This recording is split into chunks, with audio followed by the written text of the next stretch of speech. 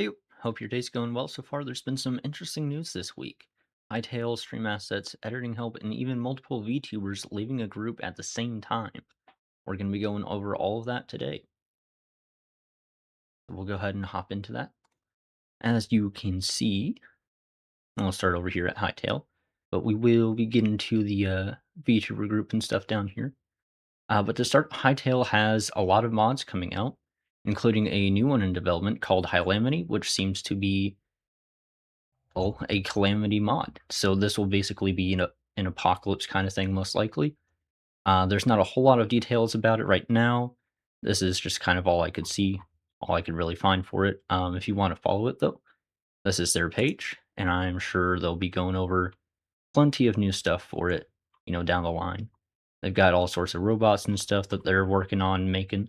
So I think it'll be pretty interesting to see what they end up doing with it. Further than that, with Hytale, we have the Gen 2 world generation slowly being worked on. This is not out yet. It is only really in use by modders currently.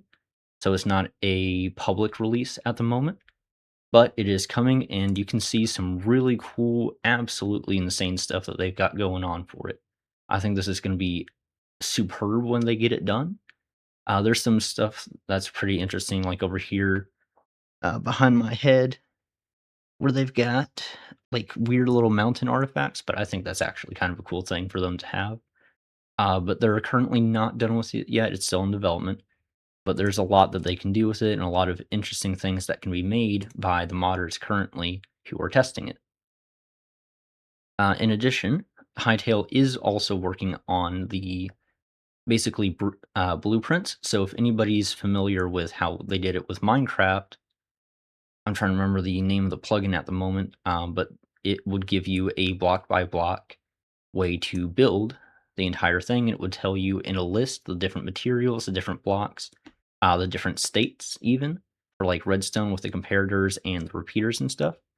And this is essentially what will be going on here. Now, I'm sure they'll implement it a little bit differently. They'll have it basically in game. It's not going to be a mod that you have to download and add yourself. This will be native to the game itself, so you won't have to install anything. It's going to be really nice. It'll do a lot for servers and builds and anything where people want to recreate the stuff that they find really cool or really interesting. So that'll be really nice to have. Further, and this is a can't speak, superb addition in my opinion. Flamethrowers are coming to Hytale, and they are adding the ability for fire to spread. So currently, as most people should know by now, and if you don't know, I'll go ahead and repeat this. Hytale is still in beta. It is not a fully completed game, but they are working on some really cool stuff. So there's stuff like fire spread they haven't added yet. Water and lava does not quite properly work how it should currently, but they are adding some really nice stuff, and you can see here everything's on fire. I think right now, the way they have it, the fire spreads infinitely, so it's not gonna stop. Um, just be very careful when you're testing around with it if you do, but it is something that is coming. And we'll go ahead and get into here some of these stuff for, like, stream assets. So this person here has made an adjustment layer plugin for Windows and Mac. Essentially what this does is, as the video shows, you can blur different layers and you can put things up and over and adjust what kind of stuff is actually affected by the blur or whatever else that it allows you to do, which is, as they say here, familiar to people with Photoshop or After Effects. It'll be that kind of thing that they're putting in. So there's a lot that I think you can do with it. It'll be very useful for anybody that does any kind of streaming. Beyond that, see, this person's come out with a tutorial. This is Elwin Brook on Twitter. And I'll go ahead and play a little bit of the tutorial here. So basically, they're teaching how to put in the like head pat redeem for like Twitch and stuff, which is really useful. A lot of people like using that one for VTubers. It's a very popular one. So if you do any kind of VTubing or even just streaming, this might be something of interest to you to go ahead and look into. This person here, Vtuber, They've been making a lot of, like, Raider stuff. They've been making it so that you can have all the chatters and stuff be represented by little animals. In this one, it's rabbits. Over here, it is mice. And I wanna say they've made a couple others as well currently. Let me see if I can go ahead and scroll down and find it. See, yeah, capybaras is another one that they've made. I'm hoping, that they'll make some fox ones just because I want that. But yeah, they've been making some really cool stuff over there, so if you wanna get some kinda little raider thing for any streams you might be doing, these are out there too. This person here has been working on setting up some cool customizations for OBS. So this is using a I'm trying to remember the name of the plugin at the moment, but basically it allows you to tilt the different screens that you have. So if you put on a game, you can tilt it and shift it and kind of adjust the view angle, is how I would put it. And you can kind of make some really cool stuff with it. This person here is also using, I believe, another effect to basically allow them to shade their model exactly the same as whatever is on screen by taking basically the average of what's in OBS. So it'll take pixel measurements of different spots on the screen, average that, and put some kind of shadow over the model, which is really good. It makes really cool effects, and it's just really nice for streams. This person here, Yuki underscore PO2, they've been making something for PNG tubers. So this model that I'm using is Live 2D, but some people use images like still images instead. And it allows them to have kind of generally the use is it'll light up instead of moving around or anything. And sometimes they might have multiple images that swap in and out. This person here has allowed it to use differentials. So instead of it having to swap entire images that are redrawn of each and every, different angle and instance that the model could look like, it changes just specific parts instead so that you don't have to pay as much or put as much effort into getting it to move the way you want it to, which is really nice. It makes it a lot easier for people to get into streaming, get into VTubing, whatever they might be wanting to do.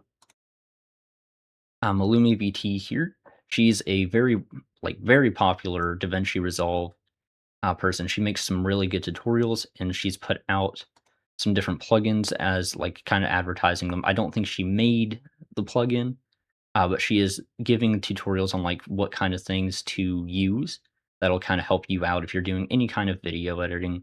So you may not be streaming or anything, but this could be useful to you if you're making any kind of video for functions or people or even for work if you're just doing like it doesn't have to be VTuber stuff. It could be for workplaces, just different companies. If you do that kind of stuff for hire, it'll be useful for that.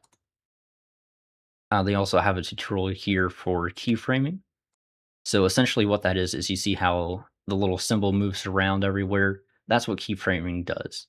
It allows you to move stuff around on the screen as you talk, which is really nice and very, very useful for kind of keeping people's attention and getting things more interesting.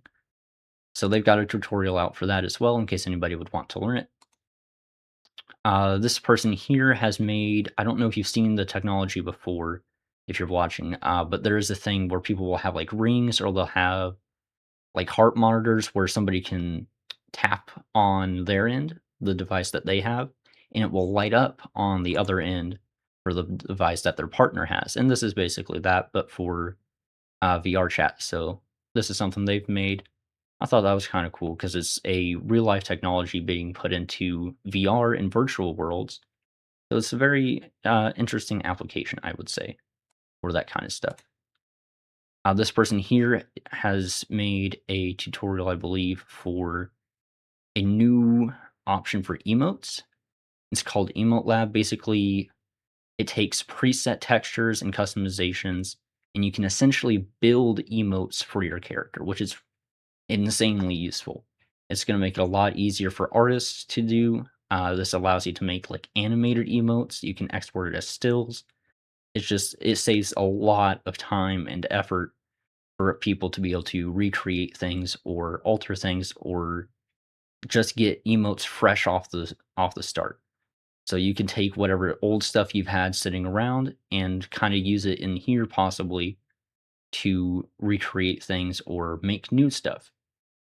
When it comes to like these, there's like the different hair parts and such, and the eyes and the mouth.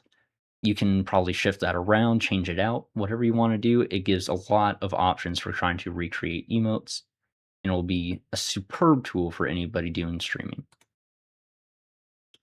This person here has made a really cool technology. So this is called XR Animator, which takes your real body and tracks the movements of your hands and head and all of that stuff and translates it into a 3D model, which is insane. That's a lot of work. I can't imagine trying to do that. That's extremely impressive. So they've got it here tracking people playing instruments, which is incredible. So I wanted to kind of highlight that and talk about it. We've gotten now to the VTuber group. They've lost several members for some reason. Seemingly, at least from the claims of the agency here, it seems to be amicable, but there have been talks or tweets from talents suggesting it might not be. It's not entirely clear. However, they have most certainly had several people leave. So that remains to be seen what's happened there or how it will go, what might be talked about further on this group. We'll see.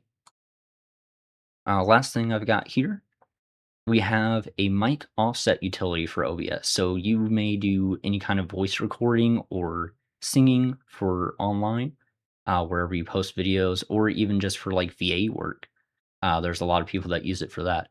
Basically, what this does is it takes your headset, especially anything kind of Bluetooth, and helps sync it up properly to your microphone in tools like OBS so that you don't have a weird offset between hearing it and being able to sing it back out and it sync up properly in OBS so that it's not shifted off of where you actually heard and sang. So if say you were on beat and you know you sang the words properly with the song, but the mic didn't pick it up and put it into the recording until just a bit after, it'll help correct that kind of issue.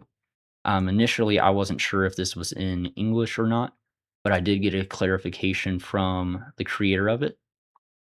You can put it in English, so this is a very useful tool, I would say, especially for anybody doing any kind of singing. I look forward to trying to figure this out, see what it's capable of, because I can sing a little bit, but I try not to online.